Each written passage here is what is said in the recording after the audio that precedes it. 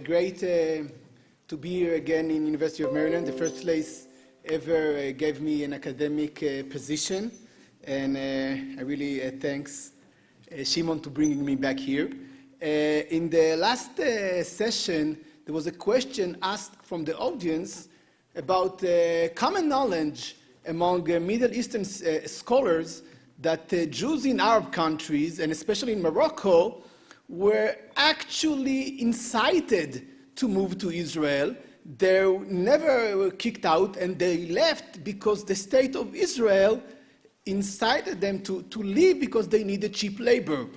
I must say that I was living for a few years in Teaneck, New Jersey, trying to incite good Jews to move to Israel, and it was not very successful. And whenever, in the assumption of this question is that, between Jews and Arabs, they had just great time in Morocco, and the Israelis just incite them to leave. And when you have great time, incitement is not very successful.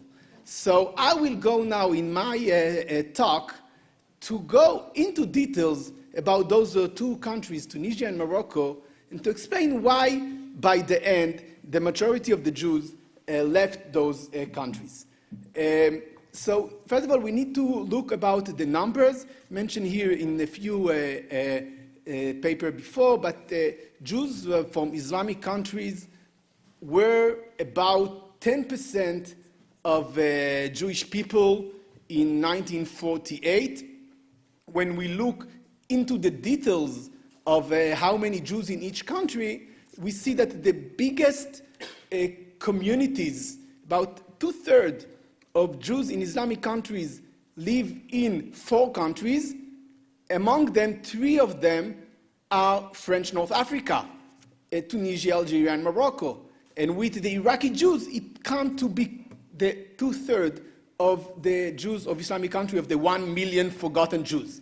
Now, that's the numbers of Jews moving to Israel immediately after its establishment, what we call the mass immigration between 1948 and 1951. You can see the numbers. The biggest countries are Iraq, mentioned here before, and will be mentioned more, Romania and Poland. French North Africa, that's in Morocco, Algeria, and Tunisia, actually are a small percent. And if we look into these details, the Jews of the Maghreb are 50% of the Jews in the Islamic world.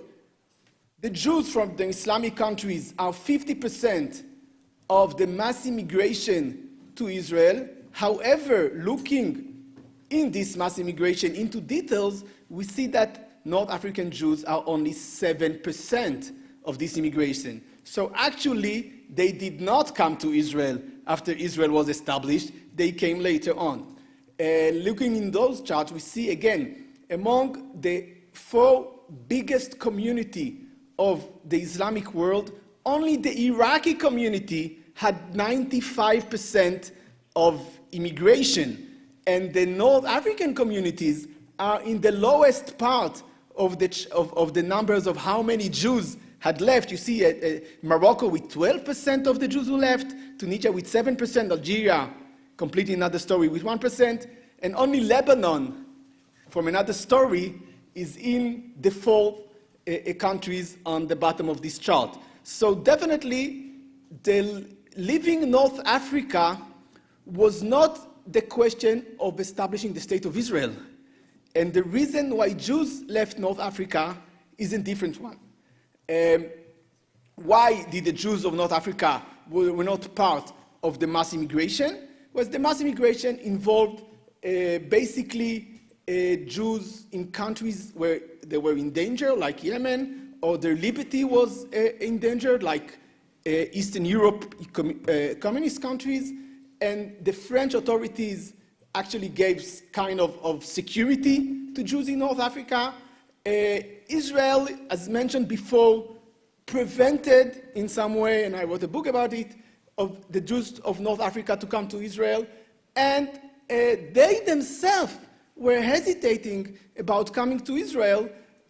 Some of them did arrive to Israel in 1949 and felt such a prejudice against them, so they came back to Morocco. In 1952, Morocco is the second country in the number of Israelis leaving Israel and going elsewhere. So Israelis were leaving to Canada and to Morocco, not to the US. 1952, the door closed here. Under French administration, actually the immigration from Tunisia and Morocco was coordinated by the Jewish agency with the French authorities. I'm not speaking now about Algeria. Algerian Jews are French Jews, equal citizen, completely free move. They don't need to coordinate with anybody to go wherever they want. But Tunisia and Morocco, the Jews there were residents or citizens of the local authorities, and there was a kind of coordination between the Jewish agency and the local French authorities. But among those communities, there was a fear. What will happen after the French will leave? As Shlomo Zalman Shragai, you see him here in the picture, said, look, now, and he's speaking in 1954, we regret we lost the opportunity to save the Jews of Syria and Egypt. As Yaron mentioned, the Jews of Syria were lost. Israel could not get to them. They could not get to Israel. I am concerned that we will lose the Jews of French North Africa. This country will soon become independent. Independent states will not let the Jews live like others independent Arab states, and he was thinking about Egypt and Syria. And what happened, in one end of the globe is a butterfly moving his wings, and in the other end, the earth is crashing. So when the French are losing to the Viet Cong in Dien Bien Phu in Vietnam, all French colonial colonies feel, okay, the French are weak. This is the time to hit them. And the struggle for independence in the Maghreb is intensifying. And most Jews in Morocco and Tunisia are expecting that in the worst case, if Morocco and Tunisia will become Yemen and Iraq, the state of Israel will adopt the same policy it adopted in Yemen and Iraq. It will bring them on eagle wings. And why they were so afraid of the independent Arab countries?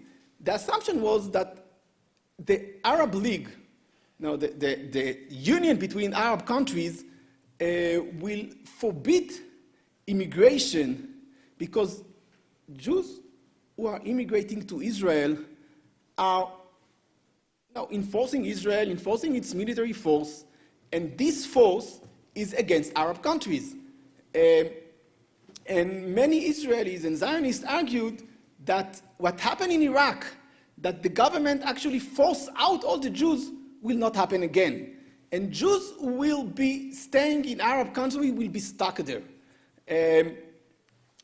Some, not only Israelis thought that, I bring a British diplomat who said, look, the Moroccan independent movement is very religious, and it will identify with the Arab Leagues, and the Moroccan Jews have an important part in Morocco economy, and if all the Jews will leave, it will harm the Moroccan economy, and for this reason they will ban Moroccan immigration. And some say that even in Tunisia, although it's different, the place that Jews have in the economy will bring the government to prevent their immigration. And it's not an accusation. One of the party of independence in Morocco, Parti Démocratique d'Indépendants, said that Aliyah, immigration to Israel, is a crime against Moroccan people, and the party called the Jews to liberate themselves from their tendency to flee the country. I mentioned Tunisia, that was the same fear, although less, and those analyses caused Jews to vote with their feet. Okay, as the struggle of independence in Tunisia and Morocco intensified, more and more Jews registered for Aliyah. One may say, no, it's not the same thing. Jews were kicked out in Iraq, while Jews in Morocco and Tunisia were forced to stay. But actually it's the same thing, because if your liberty of immigration is forbidden or prevented, it's exactly like being expelled. You are afraid that what will be happen next, and you want to leave this country before the door will be closed. And so from this, it's actually the same politics. Kicking out Jews and preventing them to leave come from the same place and had the same influence on the Jews. And like many other countries, the El-Wafak, the Jews that are part of the Istiklal, the Independence Party of Morocco, were mentioned here. It was like 200 Jews among 250,000 Jews, but very influenced. They say, look, for us, it's better that Jews will never think and talk about Aliyah, because we want the Jews to identify, like American Jews and French Jews, to be Moroccan Jews, very Moroccan patriot. And they were the first speaking loudly against Aliyah and saying in every occasion, Jews should stop going to Aliyah. Leon Ben Zaken was mentioned here. He was the Jewish minister in the first Moroccan government. Morocco received its independence in March 1956, Tunisia as well. And he said, look, for a while, I'm asking the Jewish agency, stop working for Aliyah. Jews here need to have a leave for Aliyah to integrate in the country.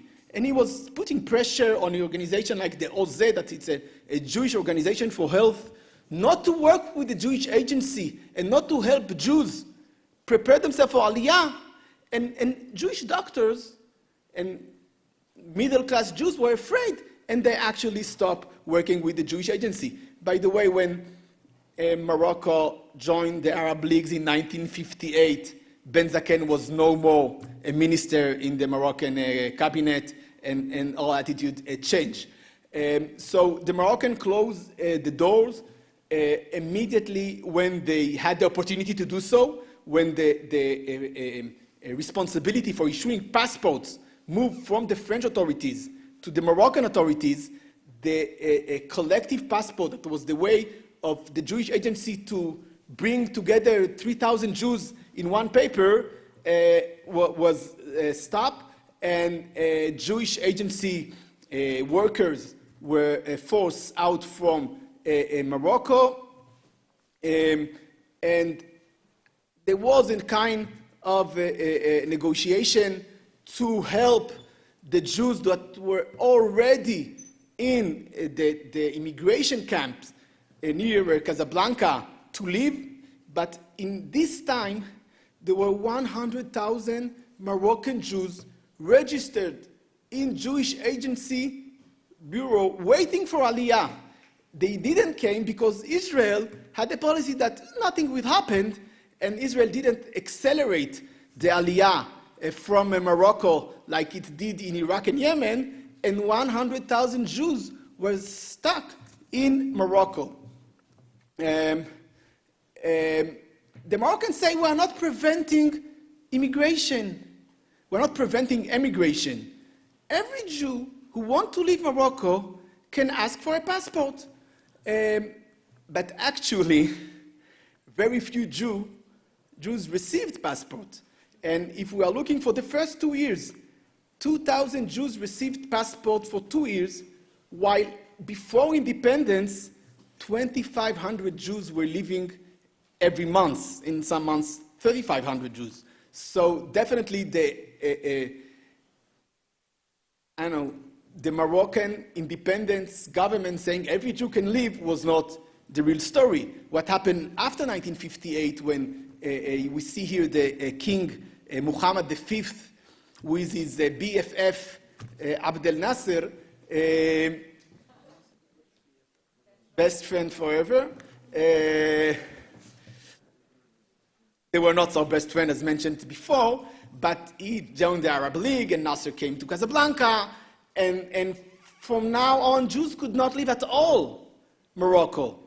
And they were actually jailed behind an iron curtain. So an operation of clandestine immigration ran out by the Israelis' secret services with the Jewish agency start to operate. They forge passports. They smuggle Jews to the independent Spanish town on the shore of Morocco. And finally, they also bought some small boats to smuggle Jews out from isolated beaches in Morocco to Gibraltar. It's a short way, and they are not, the Moroccan authorities do not allow Jews to leave. Let's smuggle them out. It was a very dangerous operation.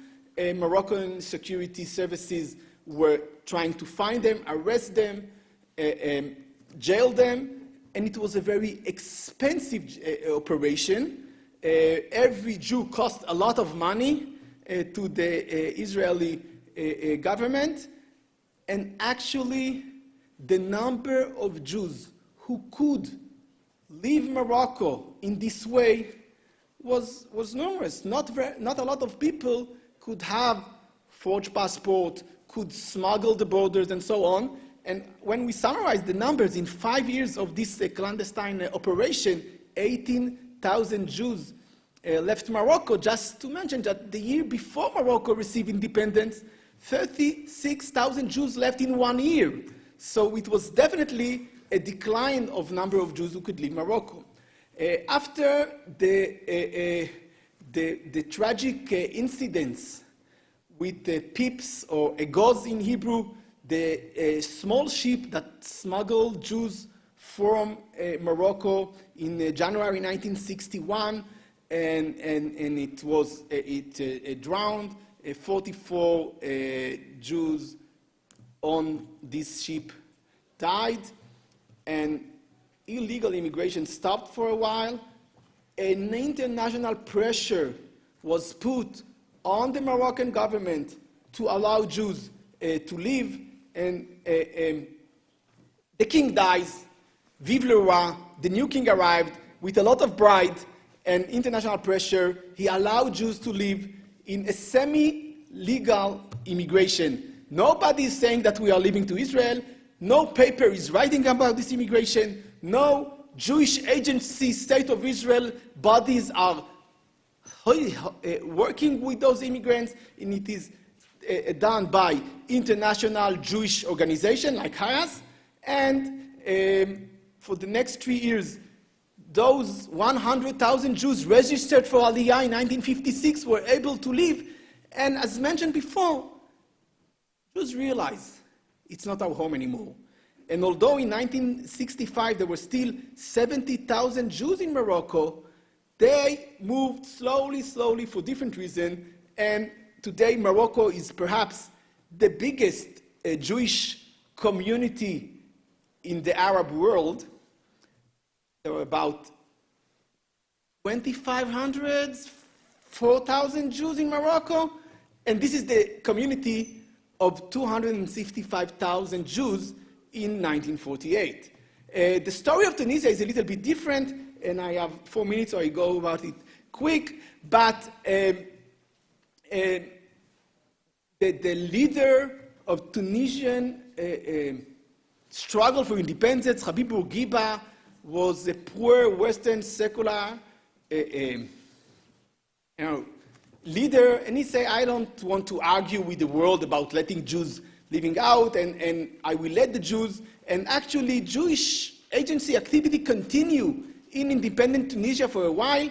In November 1956, because of the war in the Middle East, the Egyptian ambassador said, how can you allow Tunisian Jews to come to Israel and fight against Egypt? So he forbid the Jews to go to Israel, and actually he stopped the Aliyah for a while.